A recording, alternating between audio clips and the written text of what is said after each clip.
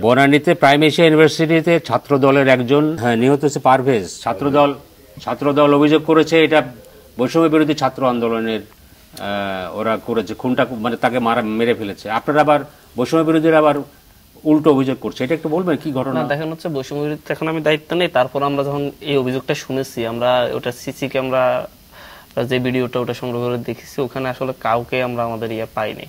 মানে আমাদের যেই নামগুলা দেখিয়েছে করে বোল্ড করে, এই নামের কেউ ওখানে ছিল না। এগুলা হচ্ছে ওই ওদের একটা দ্বন্দ্ব ছিল, পারস্পরিক দ্বন্দ্বই হয়েছে। কিন্তু এখানে যাদের কথা বলা হচ্ছে, যারা সংঘাত করছে, যারা ওখানে মারামারি করছে, একেবারে ক্লিয়ার সিসিটিভি আছে, সেটা আপনারাও দেখতে পারেন, দেখে আপনারাই বলে দিতে পারেন যেখানে আসলে বৈষম্য কিছু আছে কিনা, বৈষম্য বিরোধী কেউ আছে কিনা। আর সেটা যারই হোক, বৈষম্য বিরোধী না হোক বা বৈষম্য বিরোধীর হোক, এটা দায়িত্ব সরকারের দ্রুত ব্যবস্থা নেয়ার, প্রশাসনের। এখানে লাশের রাজনীতি করার কোনো সুযোগ নেই।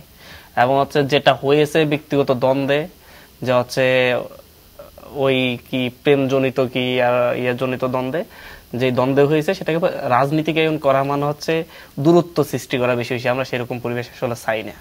রাজনীতিকায়ন না করে যে কারণে দ্বন্দ্ব হয়েছে, যাদের সাথে দ্বন্দ্ব হয়েছে এবং যারা এই খুনের সাথে জড়িত, তাদেরকে ধরে এনে দ্রুত বিচার আওতায় আনা দরকার।